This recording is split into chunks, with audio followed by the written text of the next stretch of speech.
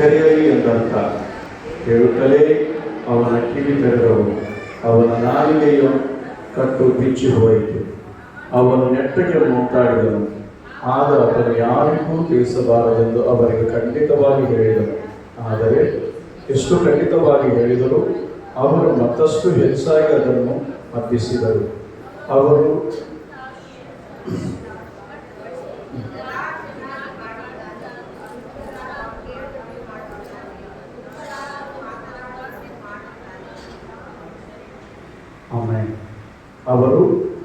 ಅತ್ಯಂತ ಆಶ್ಚರ್ಯಪಟ್ಟು ಎಲ್ಲ ಚೆನ್ನಾಗಿ ಮಾಡಿದ್ದಾನೆ, ಕಿವುಡರಾದರೂ ಕೇಳುವಂತೆ ಮಾಡುತ್ತಾನೆ, ಮೂಕರಾದರೂ ಮಾತಾಡುವಂತೆ ಮಾಡುತ್ತಾನೆ ಅಂದುಕೊಂಡರು. బయటికి తీసుకెళ్ళమ్మా, బయటికి తీసుకెళ్ళాము కూర్చోండి. Thank you. ప్రార్థన ಮಾಡಿಕೊಳ್ಳೋಣ. బయటికి తీసుకెళ్ళమ్మా, బయటికి తీసుకెళ్ళి కూర్చోండి బయట.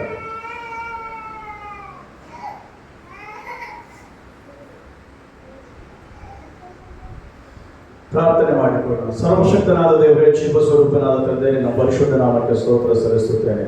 ಅಬ್ರಹಾಮನ ದೇವರೇ, ಇಸಾಕನ ದೇವರೇ, ಯಾಕೋಬನ ದೇವರೇ, ನಿನ್ನ ಪರಿಶುದ್ಧ ನಾಮಕ್ಕೆ ಸ್ತೋತ್ರ ಸಲ್ಲಿಸುತ್ತೇನೆ.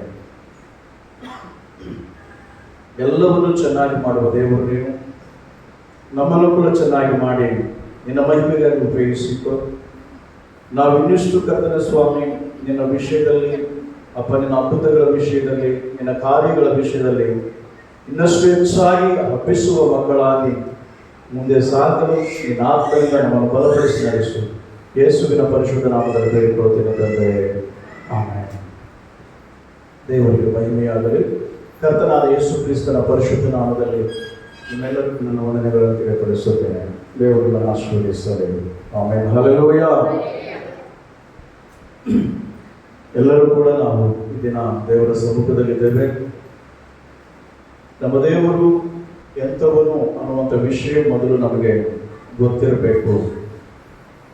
యెహోవా ఎవడు అంటే నేనేం చెప్పాలి అన్నాడు మోషే. యెహోవా ఎవడు అని అడుగుతారు.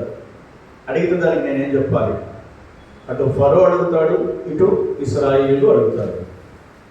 ఫరోకి ఏం జవాబు ఇవ్వాలి, ఇశ్రాయేలుకి ఏం జవాబు ఇవ్వాలి అన్నప్పుడు దేవుడు అంటాడు, నేను ఉన్నవాడను, నేను ఉన్నవాడను అనువాడను, నేను ఉన్నవాడను అనువాడను, నేను ఉన్నవాడను కనుక నిన్ను పంపుతున్నాను, నువ్వు వెళ్ళు అని ಅಂತಾడు. ಹಲ್ಲೆಲೂಯಾ. ಈ ಸಮಯದಲ್ಲಿ ಅಂತ ದೇವರನ್ನು ನಾವು ಅರಿತುಕೊಂಡು, ಒಂದಾನೊಂದು ದಿನದಲ್ಲಿ ನಾವು ದೇವರಿಲ್ಲದವರು, ವಾಗ್ದಾನಗಳು ಇಲ್ಲದ ಪ್ರಜೆಗಳು, ನಿಬಂಧನೆಗಳು ಇಲ್ಲದ ಪ್ರಜೆಗಳು, ದೇವರ ಆಶೀರ್ವಾದ ಇಲ್ಲದ ಪ್ರಜೆಗಳು. ಆದರೆ ಈ ದಿನ ಅದೇ ದೇವರನ್ನು ನಾವು ಆರಾಧನೆ ಮಾಡ್ತಾ ಇದ್ದೇವೆ. ವಾಗ್ದಾನಗಳನ್ನು ದಯಪಾಲಿಸುವ ದೇವರು, ವಾಗ್ದಾನಗಳನ್ನು ನೆರವೇರಿಸುವ ದೇವರು, ಒಡಂಬಡಿಕೆ ಮಾಡಿಕೊಳ್ಳುವ ದೇವರು, ಒಡಂಬಡಿಕೆ ಅನುಸಾರವಾಗಿ ನಡೆಯುವ ದೇವರು. ಆ ದೇವರನ್ನು ನಾವು ನಂಬಿಕೊಂಡಿದ್ದೇವೆ. ಆಶೀರ್ವಾದ ಮಾಡುವ ದೇವರು, ಆ ಆಶೀರ್ವಾದವು ಶಾಶ್ವತವಾಗಿರಬೇಕೆಂದು ಆಜ್ಞಾಪಿಸುವ ದೇವರು, ಆ ಆಶೀರ್ವಾದದಲ್ಲಿ ನಾವು ಆನಂದಭರಿತರಾಗಿ ಅದನ್ನು ಆರಾಧನೆ ಮಾಡಬೇಕೆಂದು ಬಯಸುವ ದೇವರು ನಮ್ಮ ದೇವರು ಆಗಿದ್ದಾನೆ. ಆ ದೇವರನ್ನು ನಾವು ಆರಾಧನೆ ಮಾಡ್ತಾ ಇದ್ದೇವೆ. ಪ್ರಿಯರೇ, ಆ ದೇವರನ್ನು ನಾವು ಧ್ಯಾನ ಮಾಡ್ತಾ ಇದ್ದೇವೆ. ಆ ದೇವರ ವಿಷಯದಲ್ಲಿ, ಆ ದೇವರ ಬಳಿಯಲ್ಲಿ ನಾವು ಹೇಗೆ ಇದ್ದರೆ ಆತನು ನಮ್ಮನ್ನು ಹೇಗೆ ಮಾಡುತ್ತಾನೆ ಅನ್ನುವಂಥ ವಿಷಯಗಳನ್ನು ಕೂಡ ನಾವು ಧ್ಯಾನ ಮಾಡಿಕೊಳ್ಳುತ್ತೇವೆ. ಈ ದಿನ ಈ ಒಂದು 37ನೇ ವಚನದಲ್ಲಿ ಅವರು ಅತ್ಯಂತ ಆಶ್ಚರ್ಯಪಟ್ಟು ಎಲ್ಲ ಚೆನ್ನಾಗಿ ಮಾಡಿದ್ದಾನೆ. తెలుగులో ఆయన సమస్తమును బాగుగా చేసి ఉన్నాడు. సమస్తమును, ఒకదాని కాదు, ఒక విషయాన్ని కాదు, ಸಮಸ್ತವನ್ನು, ಎಲ್ಲವನ್ನು ಏನು ಮಾಡಿದ್ದಾನೆ?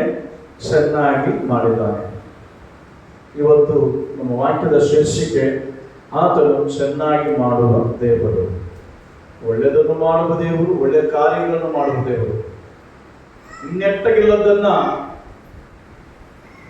ಸೊಟ್ಟಗಾಗಿರುವಂಥದ್ದನ್ನ ನೆಟ್ಟಗೆ ಮಾಡುವ ದೇವರು.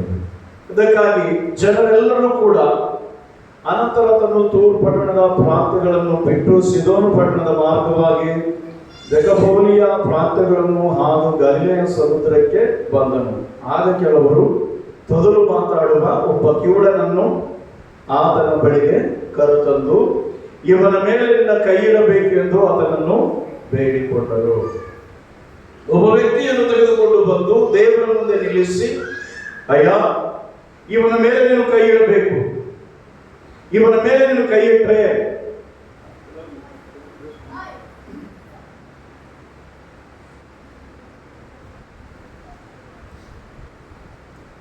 ಇವನ ಮೇಲೆ ನೀನು ಕೈ ಇಡಬೇಕು, ಇವನ ಮೇಲೆ ನೀನು ಕೈ ಇಟ್ಟರೆ ಇವನು ಗುಣವಂತಾನೆ ಅನ್ನುವಂಥ ವಿಷಯವನ್ನು ಯೇಸುವಿನ ಮುಂದೆ ಇಡ್ತಾರೆ. ಪ್ರಿಯರೇ, ಜನರೆಲ್ಲರೂ ಕೂಡ ಏನು ಬಯಸ್ತಾ ಇದ್ದಾರೆ? ಒಬ್ಬನು ತೊದಲನ್ನು ಮಾತಾಡುವವನು ಮತ್ತು ಅವನು ಏನಾಗಿದ್ದಾನೆ? ಕಿವುಡನು ಸಹ ಆಗಿದ್ದಾನೆ.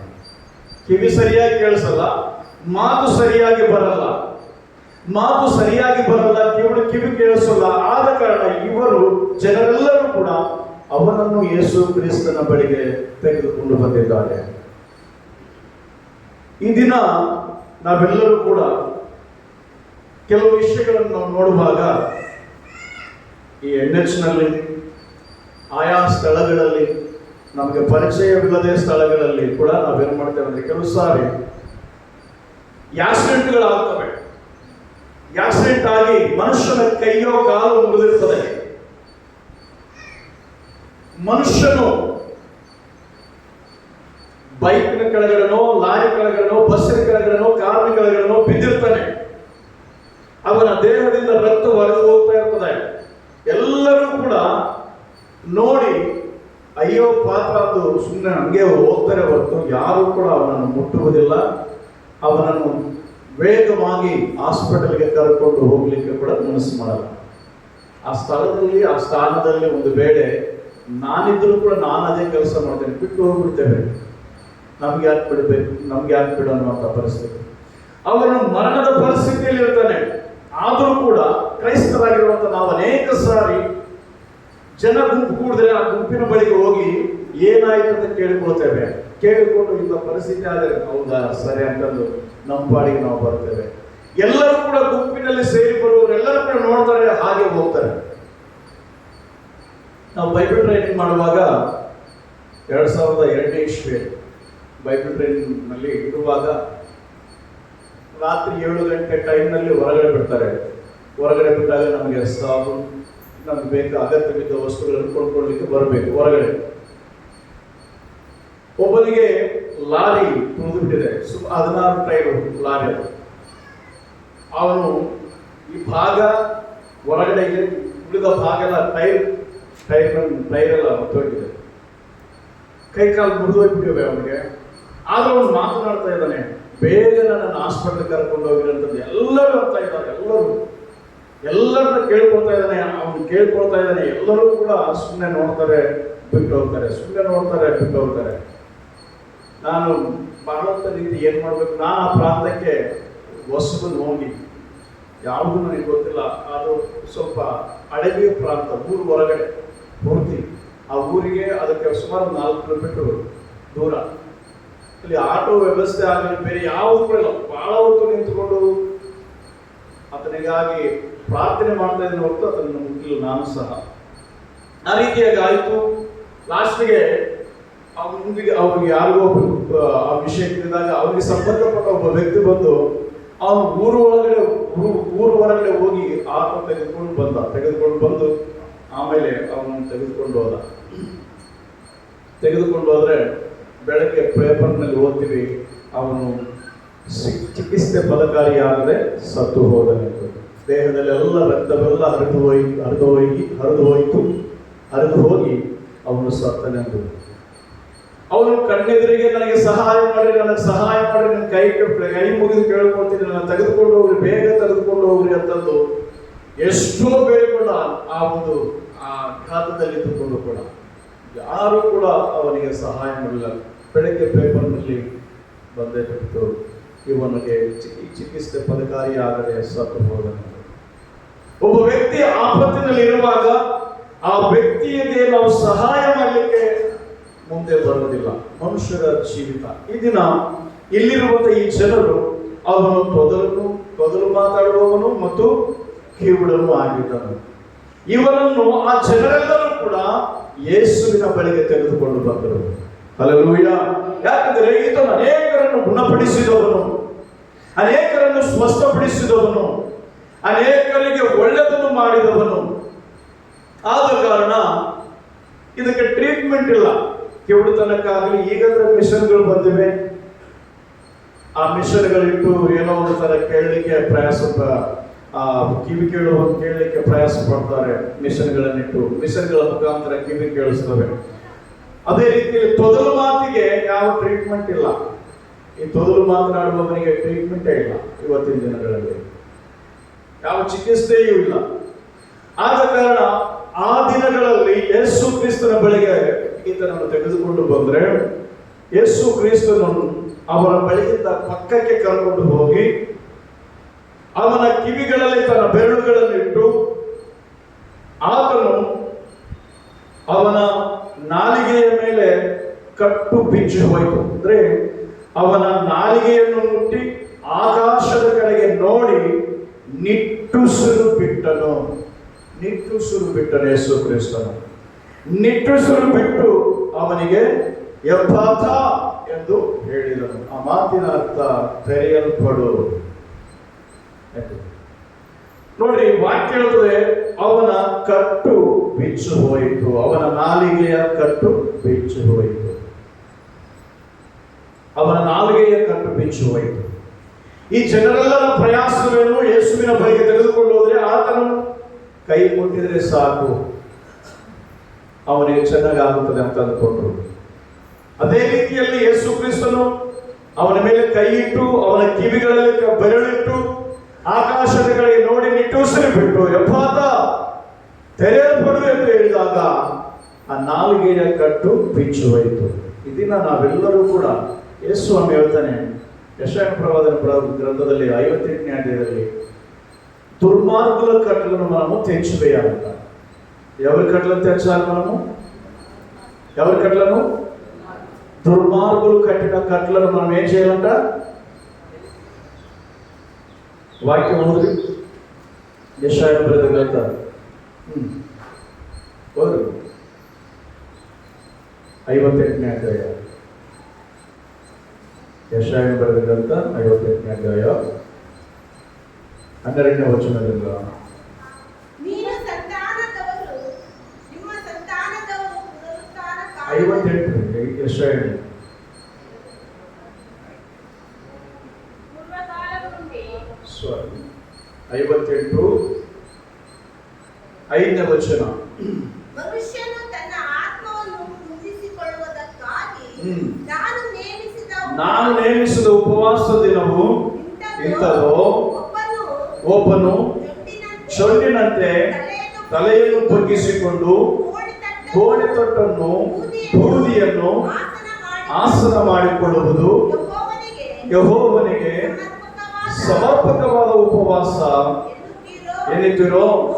ನೋಡಿರಿ, ಕೇಳಿನ ಬಂಧಗಳನ್ನು ಬಿಚ್ಚುವುದು, ನೊಗದ ಕಣ್ಣಿಗಳನ್ನು ಕಳಚುವುದು, ಚಚ್ಚಿ ಹೋದವರನ್ನು ಬಿಡುಗಡೆ ಮಾಡುವುದು, ನೊಗಗಳನ್ನೆಲ್ಲ ಮುರಿಯುವುದು. ಸಾಕು. 6ನೇ ವಚನದಲ್ಲಿ ಕೇಳಿನ ಬಂಧನಗಳನ್ನು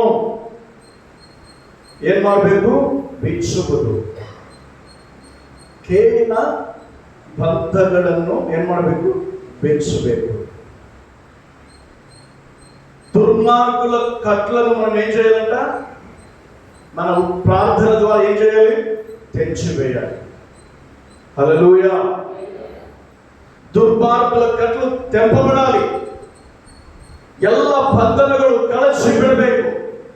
ಆ ರೀತಿಯಾಗಿ ನಾವು ಪ್ರಾರ್ಥಿಸಬೇಕು. ಈಗ ಇವನ ನಾಲಿಗೆಯ ಕಟ್ಟು ಬಿಚ್ಚುವಾಯಿತು. ತೆರೆಯಲ್ಪಡು ಎಂದು ಹೇಳಿದ ತಕ್ಷಣವೇ ಅವನ ನಾಲಿಗೆಯ ಕಟ್ಟುಗಳೇನಾಯಿತು? ಬಿಚ್ಚು ಹೋಯಿತು. ಯೇಸು ಕ್ರಿಸ್ತನ ಆ ಮಾತಿನ ಶಕ್ತಿ ಅವನ ನಾಲಿಗೆಯಲ್ಲಿ ಇರುವಂತಹ ಕಟ್ಟುಗಳು ಏನಾದವು ಕಳಚಿ ಹೋದವು, ಬಿಚ್ಚಲ್ಪಟ್ಟವು. ಈ ದಿನ ನೀನು ನಾನು ನಾವೆಲ್ಲರೂ ನಮ್ಮ ಪ್ರಾರ್ಥನೆಗಳು ಒಬ್ಬ ವ್ಯಕ್ತಿಯ ವಿಷಯದಲ್ಲಿ ನಾವೆಲ್ಲರೂ ಪ್ರಾರ್ಥನೆ ಮಾಡಿದರೆ ನಾವು ಯಾವ ಸ್ಥಿತಿಯಲ್ಲಿದ್ದೇವೆ, ಯಾವ ಹಂತದಲ್ಲಿದ್ದೇವೆ. ಉದಾಹರಣೆಗೆ ನಮ್ಮ ಸಭೆಯಲ್ಲಿ ಯಾರಾದರೂ ಒಂದು ವೇಳೆ ಯಾವುದೋ ಒಂದು ಕಾಯಿಲೆಯಿಂದ ಬಳಲುತ್ತಿದ್ದರೆ, ಯಾವುದೋ ಒಂದು ನೋವಿನಿಂದ ಬಳಲುತ್ತಿದ್ದರೆ, ನಾವೆಲ್ಲರೂ ಕೂಡ ಪ್ರಾರ್ಥನೆ ಮಾಡಿದರೆ ಆ ಪ್ರಾರ್ಥನೆಗೆ ಸದುತ್ತರ ಅವರಿಗೆ ಏನಾಗಬೇಕು? ಸ್ವಸ್ಥತೆ ಆಗಬೇಕು. ಸ್ವಸ್ಥತೆ ಆಗಬೇಕು. ಸ್ವಸ್ಥತೆಗಾಗಿ ನಾವು ಪ್ರಾರ್ಥನೆ ಮಾಡಿದಾಗ, ಸಭೆ ಪ್ರಾರ್ಥನೆ ಮಾಡಿದಾಗ, ಆ ಸಭೆಯು ಒಬ್ಬ ರೋಗಿಯನ್ನು ಯೇಸು ಕ್ರಿಸ್ತನ ಬಳಿಗೆ ಕರೆತಂದಾಗ ಸಭೆಯ ನಂಬಿಕೆಯನ್ನು ದೇವರು ಅಂಗೀಕರಿಸಿ ಆ ರೋಗಿಯನ್ನು ಗುಣಪಡಿಸುತ್ತಾನೆ. ದೇವರು ಅದಕ್ಕೆ ಹೇಳ್ತಾನೆ, ಸಹೋದರರು ಒಂದಾಗಿರುವುದು ಒಳ್ಳೆಯದು. 133ನೇ ಕೀರ್ತನೆಯಲ್ಲಿ 2ನೇ ವಚನ 3ನೇ ವಚನ ಓದ್ರಿ. 133ನೇ ಕೀರ್ತನೆ ತೆಗೆದವರು ಬೇಕು ಅದು.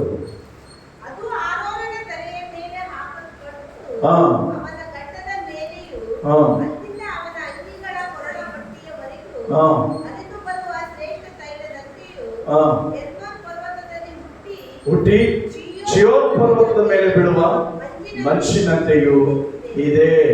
ಅಲ್ಲಿ ಆಶೀರ್ವಾದವು ಜೀವವು ಸದಾಗಿರಬೇಕೆಂದು ಯೆಹೋವನು ಆಜ್ಞಾಪಿಸಿದ್ದಾನೆ. ಎಲ್ಲಿ?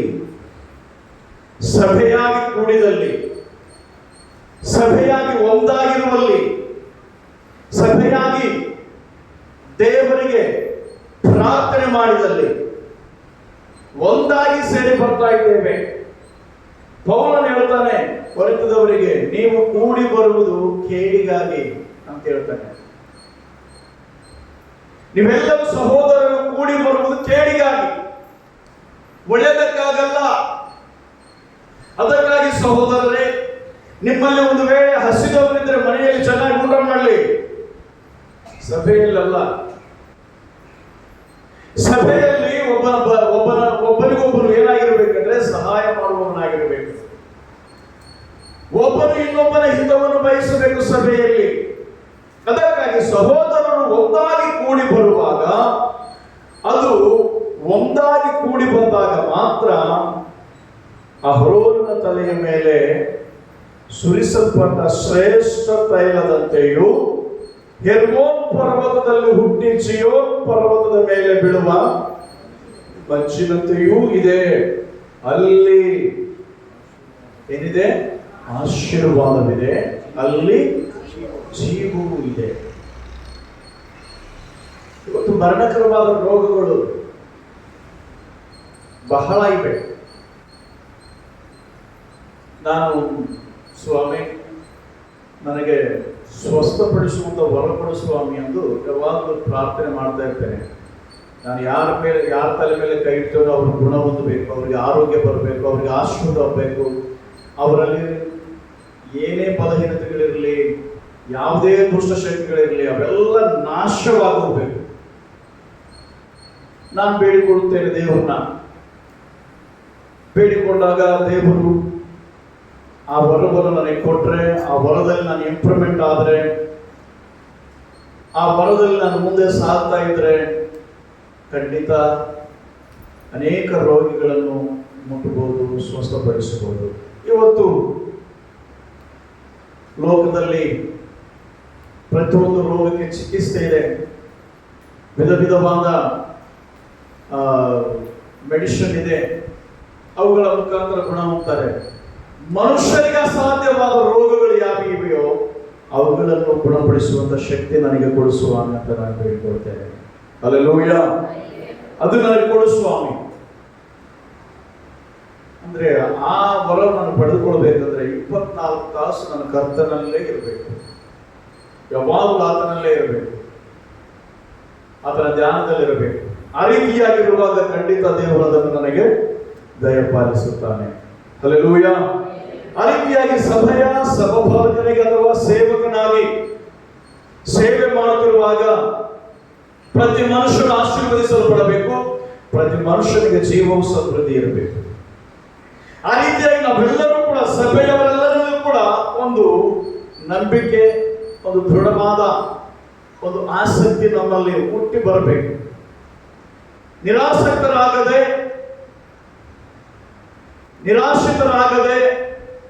ದೇವರ ಸಮ್ಮುಖದಲ್ಲಿ ಪ್ರಾರ್ಥನಾ ಪೂರ್ವಕವಾಗಿ ನಂಬಿಕೆಯಿಂದ ದೇವರನ್ನು ಮಾಡ್ತಾನೆ ಅನ್ನುವಂಥದ್ದೊಂದು ನಮ್ಮೆಲ್ಲರಲ್ಲಿ ಬಂದ್ಬಿಟ್ರೆ ನಮ್ಮೆಲ್ಲರ ಪ್ರಾರ್ಥನೆಯನ್ನು ದೇವರು ಖಂಡಿತ ಕೇಳುವವನಾಗಿದ್ದಾನೆ, ಸ್ವಸ್ಥಪಡಿಸುವವನು ಕೂಡ ಆತನಾಗಿದ್ದಾನೆ. ಅವರೆಲ್ಲರ ಮನವಿಯನ್ನು ದೇವರು ಕೇಳಿ ಅವನನ್ನು ಹೊರಗಡೆ ಕರೆಕೊಂಡು ಹೋಗಿ ಅವನ ಕಿವಿಯಲ್ಲಿ ಬೆರಳನ್ನಿಟ್ಟು ಆಕಾಶದ ಕಡೆಗೆ ನೋಡಿ ನಿಟ್ಟೆಸರು ಬಿಟ್ಟು ಎಫಾತಾ ಎಂದು ಹೇಳಿ ಅವನನ್ನು ಗುಣಪಡಿಸಿದ ದೇವರು, ನಾವು ಕೂಡ ಒಬ್ಬರ ವಿಷಯದಲ್ಲಿ, ಒಬ್ಬ ಸ್ತ್ರೀಯ ವಿಷಯದಲ್ಲಾಗಲಿ, ಒಬ್ಬ ಪುರುಷನ ವಿಷಯದಲ್ಲಾಗಲಿ, ಒಂದು ಮಗುವಿನ ವಿಷಯದಲ್ಲಾಗಲಿ, ಒಬ್ಬ ವೃದ್ಧರ ವಿಷಯದಲ್ಲಾಗಲಿ, ವೃದ್ಧರ ವಿಷಯದಲ್ಲಾಗಲಿ ನಾವು ದೇವರ ಬಳಿಗೆ ಬಂದು ಆ ರೀತಿಯಾಗಿ ದೇವರಿಗೆ ಅವರನ್ನು ಒಪ್ಪಿಸಿದರೆ ದೇವರು ಗುಣಪಡಿಸುತ್ತಾನೆ. ಹಲ್ಲೆಲೂಯ. ಆತನ ಮಹಿಮೆಗಾಗಿ ಗುಣಪಡಿಸುತ್ತಾನೆ. ಇವನು ತೊದಲು ನುಡಿಯುವವನು ಮತ್ತು ಕಿವುಡನು ಸಹ ಆಗಿದ್ದನು. ಇವನನ್ನು ಗುಣಪಡಿಸಿದ ದೇವರು, ಇವನನ್ನು ಚೆನ್ನಾಗಿ ಮಾಡಿದ ದೇವರು, ಇವನನ್ನು ಬಲಪಡಿಸಿದ ದೇವರು, ಇವನನ್ನು ಸ್ವಸ್ಥಪಡಿಸಿದ ದೇವರು. ಇವನು ಸ್ವಸ್ಥತೆ ಹೊಂದಿದ ಮೇಲೆ ಆ ಜನರಿಗೆಲ್ಲ, ಕರ್ಕೊಂಡು ಬಂದ ಜನರಿಗೆಲ್ಲ, ನೋಡ್ರಪ್ಪ ಈ ಕಾರ್ಯವನ್ನು ಯಾರಿಗೂ ಕೂಡ ಹೇಳಿಕ್ಕೆ ಹೋಗ್ಬೇಡಿ, ನಾನು ಗುಣಪಡಿಸಿದ್ದೇನೆ ಎಂದು ಯಾರು ಹೇಳಿಕ್ಕೆ ಹೋಗಬೇಡಿ. ಕುರುಡನನ್ನು ಗುಣಪಡಿಸಿದೆ. ಎಲ್ಲ ಫರಿಸಾಯರು, ಎಲ್ಲ ಶಾಸ್ತ್ರಿಗಳು, ಯಹೂದ್ಯರು, ಯಾಜಕರು ಆ ಕುರುಡನನ್ನು ಚಿತ್ರಹಿಂಸೆ ಕೊಟ್ಟರು. ನೀನು ಹೇಗೆ ಗುಣ ಹೊಂದಿದೀಯ ಅಂತ ಒಬ್ಬನಿಗೆ ಕೇಳಿದ್ರೆ, ಗುಣ ಹೊಂದಿದವನು ಇವನಲ್ಲ, ಇವನ ರೂಪದಲ್ಲೇ ಇನ್ನೊಬ್ಬನಿದ್ದಾನೆ ಅವನು ಅಂತ ಹೇಳ್ತಾರೆ. ಈ ರೀತಿಯಾಗಿ ಒಬ್ಬೊಬ್ಬನ ಒಂದೊಂದು ಕ್ವಶನ್ ಹಾಕಿ ಗುಣ ಹೊಂದಿದವನನ್ನು ತಲೆ ತಿಂತಾ ಇದ್ದಾರೆ. ಅವನು ಭಿಕ್ಷೆ ಬೇಡಿಕೊಳ್ತಿರುವಾಗ, ಅವನು ಕುರುಡನಾಗಿದ್ದಾಗ ದಾರಿ ತೋರಿಸಿದವರು, ಅವನು ಭಿಕ್ಷೆ ಬೇಡಿಕೊಳ್ತಾ ಇರಬೇಕಾದ್ರೆ ಅವನಿಗೆ ಸರಿಯಾಗಿ ದಾನ ಧರ್ಮ ಮಾಡಿದವರು, ಅವನು ಗುಣ ಹೊಂದಿದ ಮೇಲೆ ಅವನನ್ನು ಬಹಳವಾಗಿ ನೊಂದಿಸಿದರು. ಕೊನೆಗೆ ಅವನು ಹೇಳ್ತಾನೆ, ನೀವು ಕೂಡ ಅದನ್ನ ಶಿಷ್ಯರಾಗಬೇಕೆಂಬ ಮನಸ್ಸೇನಾದಿದ್ರೆ ಹೇಳ್ರಿ, ಕರ್ಕೊಂಡು ಹೋಗ್ತೇನೆ ಅಂತ ಬಳಿಗೆ ಅಂತಂದ್ರೆ, ನಾವು ಮೋಶೆ ಶಿಷ್ಯರು, ನಾವು ಅದನ್ನ ಶಿಷ್ಯರೆಲ್ಲ ನಾವು ಮೋಶೆ ಶಿಷ್ಯರು ಅಂತ ಹೇಳ್ಕೊಳ್ತಾರೆ. ಬೇರೆ ರೀತಿಯಾಗಿ ಇವೆಲ್ಲ ಕೇಳಿದ ಆತನು ಯೇಸು ಕ್ರಿಸ್ತನು ಈ ಕಿವುಡನು, ಈ ತೊದಲು ನುಡಿಯವನು ಒಂದು ವೇಳೆ ಗುಣವಾಗಿದ್ದಾನೆ ಅಂತ ನೀವು ಯಾರಿಗೂ ಕೂಡ ಹೇಳಿಕ್ಕೆ ಹೋಗ್ಬೇಡ್ರಿ ಅಂದ್ರೆ ಅವ್ರೇನ್ ಮಾಡಿದ್ರು? ಯೇಸುಸ್ವಾಮಿ ಅವರಿಗೆ ಖಂಡಿತವಾಗಿ ಹೇಳ್ತಾರೆ. ಆದ್ರೆ ಅವ್ರೇನ್ ಮಾಡಿದ್ರು? ಅದನ್ನು ಖಂಡಿತವಾಗಿ ಹೇಳಿದ್ರು ಕೂಡ ಆ ವಿಷಯವನ್ನು ಹೆಚ್ಚೆಚ್ಚಾಗಿ ಹಬ್ಬಿಸಿದರಂತೆ. ಹಲ್ಲೆಲೂಯಾ. ದೇವರು ಮಾಡಿರುವಂತಹ ಕಾರ್ಯವನ್ನು ಅವರು ನೋಡಿ ಸುಮ್ಮನಿರದೆ ಕಣ್ಣಾರೆ ಕಂಡಿರುವಂತಹ ಆ ಒಂದು ಕಾರ್ಯವನ್ನು ಆ ಪ್ರಾಂತಗಳಲ್ಲಿ ಅನೇಕರಿಗೆ ಹಬ್ಬುವಂತೆ, ಇನ್ನೂ ಅನೇಕರು ಯಾರಾದರೂ ರೋಗಿಗಳಿದ್ರೆ ಆತನ ಬಳಿಗೆ ತರುವಂತೆ ಅನೇಕರ ಬಳಿಯಲ್ಲಿ ಅವರು ಆ ಸಾಕ್ಷಿಯನ್ನು ಹಂಚಿಕೊಂಡರು. ಬೇರೆ ಈ ದಿನ ನಾವೆಲ್ಲರೂ ಕೂಡ ದೇವರು ಎಲ್ಲದನ್ನು ಚೆನ್ನಾಗಿ ಮಾಡುವ ದೇವರಾಗಿದ್ದಾನೆ. ವಿಮೋಚನೆ ಕಾಂಡ 4ನೇ ಅಧ್ಯಾಯ 10ನೇ ವಚನದಲ್ಲಿ ಮೋಶೆ ಇದ್ದಾನೆ. ಮೋಶೆಯನ್ನು ದೇವರು ಕೇಳ್ತಾ ಇದ್ದಾನೆ, ಮೋಶೆ, ನೀನು ಐಗುಪ್ತ ದೇಶಕ್ಕೆ ಹೋಗಿ ನನ್ನ ಪ್ರಜೆಗಳು ಸಂಕಟದಲ್ಲಿದ್ದಾರೆ, ನನ್ನ ಪ್ರಜೆಗಳು ದುಃಖದಲ್ಲಿದ್ದಾರೆ, ನನ್ನ ಪ್ರಜೆಗಳು ಶ್ರಮೆಯಲ್ಲಿದ್ದಾರೆ, ನನ್ನ ಪ್ರಜೆಗಳು ಸಾಲದ ಊಟವನ್ನು ಮಾಡುತ್ತಾ ಅವರು ನರಳುತ್ತಾ ಇದ್ದಾರೆ ಅಂತ ಜನರ ಬಳಿಗೆ ನೀನು ಹೋಗಿ ಅವರನ್ನು ನೀನು ಬಿಡಿಸಿಕೊಂಡು ಬರಬೇಕು. ಮೋಶೆ ಮಾತನಾಡ್ತಾ ಇದ್ದಾನೆ. ಏನ್ ಮಾತನಾಡ್ತಾ ಹೋದ್ರಿ? ಆದರೆ ಮೋಶೆ ಯೆಹೋವನಿಗೆ, ಸ್ವಾಮಿ, ನಾನು ಮೊದಲಿನಿಂದಲೂ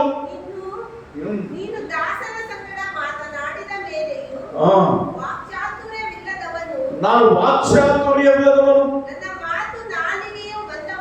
ನನ್ನ ಮಾತು ನಾಲಿಗೆ ಮಂದವಾಗಿದೆ ಎಂದು ಹೇಳಲು ಯೆಹೋವನು ಅವನಿಗೆ, ಮನುಷ್ಯನಿಗೆ ಬಾಯಿ ಕೊಟ್ಟವರು ಯಾರು? ಒಬ್ಬನು ಮೂಕನಾಗಿ, ಒಬ್ಬನು ಕಿವುಡನಾಗಿ, ಒಬ್ಬನು ಕಣ್ಣುಳ್ಳವನಾಗಿ, ಮತ್ತೊಬ್ಬನು ಕಣ್ಣಿಲ್ಲದವನಾಗಿ ಇರಬೇಕೆಂದು ನೇಮಿಸಿದವರ್ಯಾರು? ಯೆಹೋವನಾಗಿರುವ ನಾನಲ್ಲವೇ? ಎಲ್ಲರನ್ನು ಹುಟ್ಟಿಸಿದವನು ನಾನಲ್ಲವೇ? ಕಿವುಡನನ್ನು ಹುಟ್ಟಿಸಿದವನು ನಾನೇ, ಮೂಗನನ್ನು ಹುಟ್ಟಿಸಿದವನು ನಾನೇ, ಕುಂಟನನ್ನು ಹುಟ್ಟಿಸಿದವನು ನಾನೇ, ಕಿವುಡನನ್ನು, ಮೂಗನನ್ನು, ಕಣ್ಣಿಲ್ಲದವನನ್ನು, ಕಣ್ಣಿದ್ದವನನ್ನು ಎಲ್ಲರನ್ನು ಹುಟ್ಟಿಸಿದವನು ನಾನೇ. ಎಲ್ಲರನ್ನು ಹುಟ್ಟಿಸಿದವನು ನಾನೇ. ಹಲ್ಲೆಲೂಯ. ಎಲ್ಲರನ್ನು ಉಂಟು ಮಾಡಿದವನು ನಾನೇ ಅಲ್ವಾ? ಈಗ ನನ್ನ ನಾಲಿಗೆ ಮಂದವಾಗಿದೆ, ನನ್ನ ಮಾತು ತೊದಲ ಮಾತಾಗಿದೆ, ನನಗೆ ಸರಿಯಾಗಿ ಮಾತೇ ಬರಲ್ಲ, ನಾನು ಯಾಕೆ ಆ ಜನರನ್ನ ಬಿಡುಗಡೆ ಮಾಡ್ಕೊಂಡು ಬರ್ಲಿಕ್ಕೆ ಹೋಗ್ಲಿ? ನನ್ನ ಅಣ್ಣನ ಕಳಿಸು, ನನ್ನ ಅಕ್ಕನ ಕಳಿಸು, ಇನ್ನೊಬ್ಬರನ್ನು ಕಳಿಸು. ದೇವರು ಹೇಳ್ತಾರೆ, ಇಲ್ಲಪ್ಪ, ಪ್ರಪಂಚದಲ್ಲಿ ಎಷ್ಟೋ ಜನರು ಇರ್ಬೋದು, ಎಷ್ಟೋ ಗಣ್ಯ ವ್ಯಕ್ತಿಗಳಿರ್ಬೋದು, ಆದರೆ ನನಗೆ ನೀನು ಬೇಕು. ಹಲ್ಲೆಲೂಯ. ನನಗೆ ನೀನು ಬೇಕು. ನಿನ್ನ ಮುಖಾಂತರ ನಾನು ಕಾರ್ಯ ಮಾಡುತ್ತೇನೆ. ನೋಡಿ, ಮನುಷ್ಯನು ನಾನು ತೊದಲು ಬಾಯಿಯವನು, ನನ್ನ ನಾಲಿಗೆ ಮಂದವಾದ ನಾಲಿಗೆ, ನನಗೆ ಸರಿಯಾಗಿ ಮಾತನಾಡಲಿಕ್ಕೆ ಬರಲ್ಲ. ಇದೇ ಮೋಶೆಯ ವಿಷಯದಲ್ಲಿ ಅಪೊಸ್ತಲರ ಕೃತ್ಯಗಳಲ್ಲಿ 7:22 ವಚನದಲ್ಲಿ ಅಲ್ಲಿ ನೋಡ್ರಿ ಮಾತನಾಡ್ತಾ ಇದ್ದಾರೆ. ಏನ್ ಮಾತನಾಡ್ತಿದ್ದಾರೆ ನೋಡ್ರಿ, 7:22 ವಚನ. ಇದೇ ಮೋಶೆ ವಿಷಯದಲ್ಲಿ. ಮೋಶೆಯು ಐಗುಪ್ತ ದೇಶದಲ್ಲಿದ್ದಾಗ ಗಟ್ಟಿಗೆ ಹೋದ್ರು, ಸರ್ವ ವಿದ್ಯೆಗಳಲ್ಲಿಯೂ ಉಪದೇಶ ಹೊಂದಿ, ಮಾತುಗಳಲ್ಲಿಯೂ ಕಾರ್ಯಗಳಲ್ಲಿಯೂ ಸಮರ್ಥನಾದನು. ಇಲ್ಲೇನ್ ಹೇಳ್ತಾನೆ ಅಳವಡೆ ಬೆಳಿಗ್ಗೆಯಲ್ಲಿ? ನನ್ನ ನಾಲಿಗೆ ಮಂದ ನಾಲಿಗೆ, ನನಗೆ ಮಾತು ಸರಿಯಾಗಿ ಬರಲ್ಲ, ನನಗೆ ನುಡಿಯಲಿಕ್ಕೆ ಬರಲ್ಲ. ನಿಜನೇ, ಅದು ನಿಜನೇ. ಆದ್ರೆ ಏನ್ ಹೇಳ್ತಾನೆ ಪೇತ್ರನು? ಈ ರೀತಿಯಾಗಿ ಮೋಶೆಯು ಐಗುಪ್ತ ದೇಶದವರ ಸರ್ವ ವಿದ್ಯೆಗಳಲ್ಲಿಯೂ ಉಪದೇಶ ಹೊಂದಿ, ಮಾತುಗಳಲ್ಲಿಯೂ ಕಾರ್ಯಗಳಲ್ಲಿಯೂ ಏನಾಗಿದ್ದಾನೆ? ಸಮರ್ಥನಾಗಿದ್ದಾನೆ. ಮಂತ್ರ ಸಹ ಕಲಿತಿದ್ದಾನೆ. ಎಲ್ಲ ವಿದ್ಯೆಗಳನ್ನು ತೆಲುಗು ಸಗದಿ ರಾಯಬಡಿದ ಚಂದ್ರಮ್ಮ. ಮೋಶೆ ಐಗುಪ್ತಿಯುల ಸಕಲ విద్యలను అభ్యసించి మాటల యందును కార్యముల యందును ప్రవీణుడై ఉండెను. హల్లెలూయా. మోషే ఐగుప్తీయుల సకల విద్యలను అభ్యసించినవాడు. మాటల యందును, విద్య యందును, కార్యముల యందును. చూడండి ఎలాంటి వాడు? ప్రవీణుడు, వీరుడు. ಸಕಲ ವಿದ್ಯೆಗಳಲ್ಲಿ ಕೂಡ ಆತನು ಪ್ರವೀಣನು, ಎಲ್ಲ ಕಾರ್ಯಗಳಲ್ಲಿ ಸಮರ್ಥನು. ಇಂಥವೆಲ್ಲ ಕಲಿತಿರುವಂತ ವ್ಯಕ್ತಿ ಒಬ್ಬ ದೇವರ ಬಳಿಗೆ ಬಂದ ತಕ್ಷಣವೇ ಆತನ ಮುಂದೆ ಇರುವಂತ ಒಂದು ದೊಡ್ಡ ಸವಾಲು, ಐಗುಪ್ತ ದೇಶದಿಂದ ಇಸ್ರಾಯೇಲರನ್ನು ಬಿಡುಗಡೆ ಮಾಡಿಕೊಂಡು ಬರಬೇಕು. ಇಸ್ರಾಯೇಲರನ್ನು ಬಿಡುಗಡೆ ಮಾಡಿಕೊಂಡು ಬರಬೇಕು. ಆದರೆ ನನ್ನಿಂದ ಆಗಲ್ಲ ಅಂತ ಹೇಳ್ತಾರೆ. ಪ್ರಿಯರೇ, ದೇವರು ಆತನನ್ನು ಆರಿಸಿಕೊಂಡು ಆತನನ್ನು ಒಬ್ಬ ನಾಯಕನನ್ನಾಗಿ ನೇಮಿಸಿ ಈಗ ಆತನನ್ನು ಜನರ ಬಳಿಗೆ ಕಳಿಸ್ತಾ ಇದ್ದಾನೆ. ಆ ರೀತಿಯಾಗಿ ಈ ದಿನ ದೇವರ ಮಕ್ಕಳಾಗಿರುವಂತಹ ನಮ್ಮನ್ನು ಕೂಡ ನಾವು ಅಜ್ಞಾನಿಗಳು, ನಾವು ಹುಚ್ಚರಂತೆ ಇದ್ದವರು, ನಮಗೆ ಸರಿಯಾದ ಜ್ಞಾನವಿಲ್ಲ, ಸರಿಯಾದ ತಿಳುವಳಿಕೆ ಇಲ್ಲ, ಬೈಬಲ್ ಏನೋ ನಮಗೆ ಗೊತ್ತಿಲ್ಲ, ಜನರೇನೋ ನಮಗೆ ಗೊತ್ತಿಲ್ಲ, ಯಾವ ಜನರ ಸ್ವಭಾವ ಹೇಗಿದೆಯೋ ನಮಗೆ ಗೊತ್ತಿಲ್ಲ. ಆದರೂ ಕೂಡ ದೇವರು ನಿನ್ನನ್ನೇ ಆರಿಸಿಕೊಂಡು ಆತನ ಕಾರ್ಯಗಳನ್ನು ಹೆಚ್ಚಾಗಿ ಹಬ್ಬಿಸುವುದಕ್ಕಾಗಿ ನಿನ್ನನ್ನು ಆರಿಸಿಕೊಂಡಿದ್ದಾನೆ ದೇವರು. ಹಲ್ಲೆಲೂಯಾ. ಆತನು ಮಾಡುವಂತ ಕಾರ್ಯಗಳನ್ನು, ಆತನ ಆಶ್ಚರ್ಯ ಕಾರ್ಯಗಳನ್ನು, ಆತನ ಅದ್ಭುತ ಕಾರ್ಯಗಳನ್ನು ವಿವರಿಸಲಿಕ್ಕೆ ನಿನ್ನ ಬಾಯಿಯನ್ನು ದೇವರು ಉಪಯೋಗಿಸಿಕೊಳ್ಳಿಕ್ಕೆ ಇಷ್ಟಪಡ್ತಾ ಇದ್ದಾನೆ. ಹಲ್ಲೆಲೂಯಾ. ನೀನು ಮಾತನಾಡಬೇಕು, ನೀನು ಸುಮ್ಮನೆ ಇರಬಾರದು. ಯೇಸು ಸ್ವಾಮಿಯನ್ನು ನಂಬಿದ ಮೇಲೆ ನಿನ್ನ ಜೀವನದಲ್ಲಿ ಯೇಸು ಸ್ವಾಮಿ ಮಾಡಿರುವಂತಹ ಅದ್ಭುತಗಳನ್ನು ನೀನು ಅನುಭವಿಸಿ, ಆ ಅದ್ಭುತಗಳಲ್ಲಿ ಆನಂದ ಪಟ್ಟು ಆ ಯಾವ ವಿಷಯದಲ್ಲಿ ನೀನು ಆನಂದ ಪಡ್ತಾ ಇದೆಯೋ ಆ ಆನಂದದ ಸಂಗತಿಗಳನ್ನು, ಆ ಸಂತೋಷದ ಸಂಗತಿಗಳನ್ನು ಅನೇಕರ ಮುಂದೆ ಹಂಚಿಕೊಳ್ಳಬೇಕು. ಹಲ್ಲೆಲೂಯ. ಅನೇಕರಿಗೆ ತಿಳಿಯಪಡಿಸಬೇಕು, ಅನೇಕರ ಮುಂದೆ ಸಾಕ್ಷಿಯಾಗಿ ನೀನು ಬದುಕಬೇಕು. ಅದಕ್ಕೆ ದೇವರು ಹೇಳ್ತಾನೆ, ನಿಮ್ಮನ್ನು ನಾನು ಲೋಕಕ್ಕೆ ಬೆಳಕನ್ನಾಗಿ ಮಾಡಿದ್ದೇನೆ. ನೀನು ಲೋಕಕ್ಕೆ ಬೆಳಕಾಗಿದ್ದೀನಿ. 60ನೇ ಅಧ್ಯಾಯದಲ್ಲಿ ಯೆಶಾಯ ಗ್ರಂಥದಲ್ಲಿ ಹೇಳ್ತಾನೆ, ನಿನ್ನ ಬೆಳಕಿಗೆ ಅನೇಕರು ಬರುತ್ತಾರೆ. ನಿನ್ನ ಬೆಳಕಿಗೆ ಅನೇಕರು ಬರುತ್ತಾರೆ. ನಿನ್ನನ್ನು ಲೋಕಕ್ಕೆ ನಾನು ಬೆಳಕನ್ನಾಗಿ ಮಾಡಿದ್ದೇನೆ. ನೀನು ಬೆಳಕು ಆಗಿರುವುದರಿಂದ ನಿನ್ನ ಬೆಳಕಿಗೆ ಅನೇಕರು ಬರುತ್ತಾರೆ. ಏನು? ಪ್ರಕಾಶಿಸು, ನಿನಗೆ ಬೆಳಕು ಬಂತು. ಯೆಹೋವನ ತೇಜಸ್ಸು ನಿನ್ನ ಮೇಲೆ ಉದಯಿಸಿದೆ. ಇಗೋ, ಕತ್ತಲು ಭೂಮಿಯನ್ನು ಆವರಿಸಿದೆ, ಕಾರ್ಗತ್ತಲು ಜನಾಂಗಗಳನ್ನು ಮುಚ್ಚಿದೆ. ನಿನ್ನ ಮೇಲಾದರೂ ಯೆಹೋವನು ಉದಯಿಸುವನು, ಆತನ ತೇಜಸ್ಸು ನಿನ್ನಲ್ಲಿ ಕಾಣಿಸುವುದು. ಜನಾಂಗಗಳು ನಿನ್ನ ಬೆಳಕಿಗೆ ನೆರೆಯುವವು. ನಿನ್ನ ಬೆಳಕಿಗೆ ಬರುವರು ಜನಾಂಗಗಳು. ಹಲ್ಲೆಲೂಯ. ಭೂಮಿಯನ್ನು ಕತ್ತಲೆ ಆವರಿಸಿಕೊಂಡಿದೆ, ಆದರೆ ನಿನ್ನ ಮೇಲಾದರೂ ಯೆಹೋವನ ತೇಜಸ್ಸು ಬಂದಿದೆ. ನಿನ್ನ ಮೇಲೆ ಏನಿದೆ? ನಿನ್ನ ಮೇಲೆ ಏನಿದೆ? ಯೆಹೋವನ ತೇಜಸ್ಸಿದೆ. 1,20,000 ಹೋರಿಗಳನ್ನು ಸೊಲೊಮೋನನು ಯಜ್ಞವಾಗಿ ದೇವರ ಆಲಯದಲ್ಲಿ ಸಮರ್ಪಿಸಿದನು.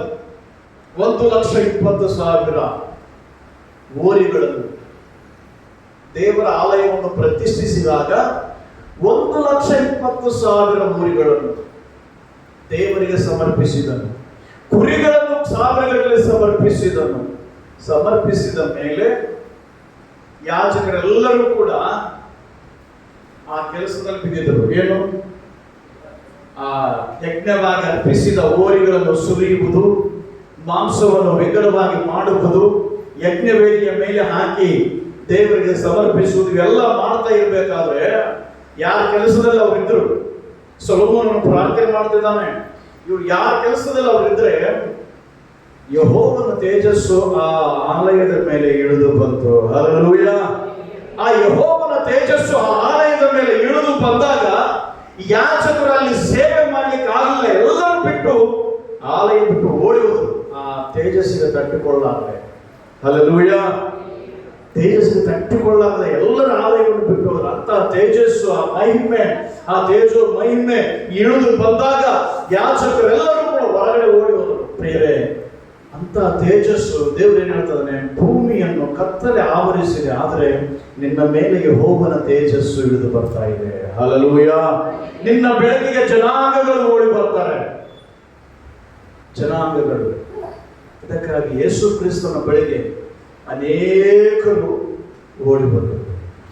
ಅನೇಕರು ಬರುವಾಗ ಸುಮ್ಮನೆ ಯಾರು ಬರಲಿಲ್ಲ. ಬರುವ ಪ್ರತಿಯೊಬ್ಬನು ಒಬ್ಬ ರೋಗಿಯನ್ನು ಕರ್ಕೊಂಡು ಬರ್ತಾ ಇದ್ದಾನೆ. ಬರುವ ಪ್ರತಿ ಗುಂಪಿನಲ್ಲಿ ಒಬ್ಬ ರೋಗಿ ಬರ್ತಾ ಇದ್ದಾನೆ. ಯೇಸುವಿನ ಬಳಿಗೆ ಬರುವಾಗ ಯೇಸುವಿನ ಬಳಿಗೆ ಬಂದು ಯೇಸುವಿನ ಮುಂದೆ ಹೇಳಿಕೊಳ್ತಾ ಇದ್ದಾರೆ.